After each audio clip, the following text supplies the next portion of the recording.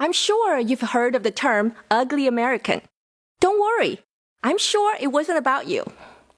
The phrase was made popular by a 1958 novel and a 1963 film starring Marlon Brando. I want you to close your eyes for a moment and try to picture your vision of an ugly American. Loud, arrogant, aggressive, and believing America is the greatest, right? When ugly Americans travel, they eat Big Macs over local cuisine. They give firm handshakes or high fives and ignore the local greeting customs.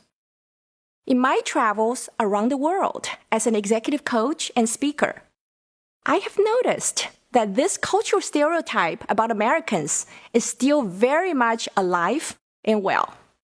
For example, a Chinese executive I know told me that his American coworkers tend to start sentences with I. For example, I had excellent sales results last quarter. Or, I found a great place for us all to have dinner. It's questionable whether these American colleagues really deserve sole credit.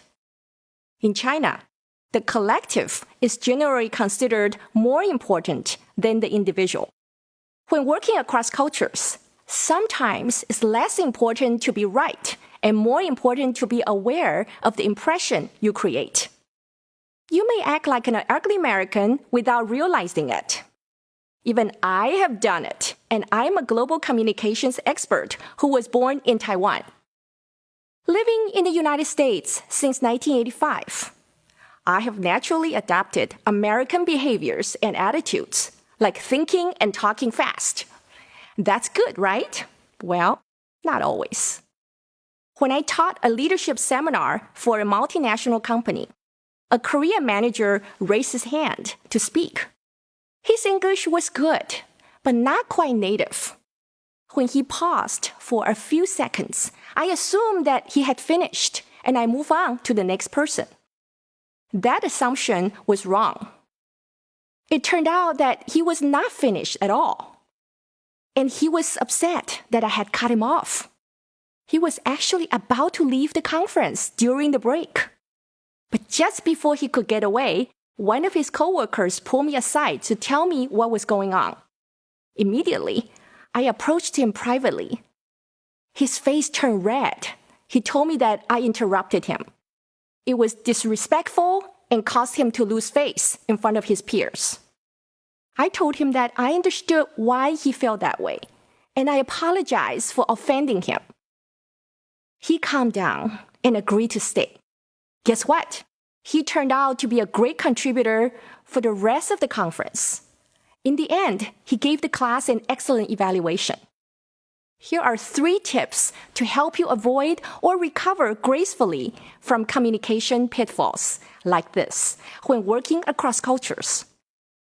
Number 1, respect the hierarchy. Americans tend to be informal and egalitarian. It's a badge of honor for a CEO or a politician to seem like a regular guy. In many Asian countries, business culture is more hierarchical. For example, employees will never disagree with their boss. Get to know the culture you work with and be prepared to adjust. Number 2, raise your cultural antenna. Interacting with another culture requires preparation and adaptation. It's important to stay alert of your own behaviors. When I travel to another country, at some point during the long flight, I'd imagine a switch in my mind. When I turn it on, I have heightened awareness of the different world I'm entering. Number 3, avoid irritating phrases. Americans have a tendency to interrupt, assuming they already know the answers. They also tend to use lots of acronyms and jargon. Sometimes the expression can be sarcastic or confusing. For example, "That's just great" can be misinterpreted as sincere to someone unfamiliar with American culture. Non-native English speakers can also have a hard time with vague answers like, "I can't say," or "I'm not sure." In summary, here are 3 tips to shed the ugly American stereotype. Respect the hierarchy.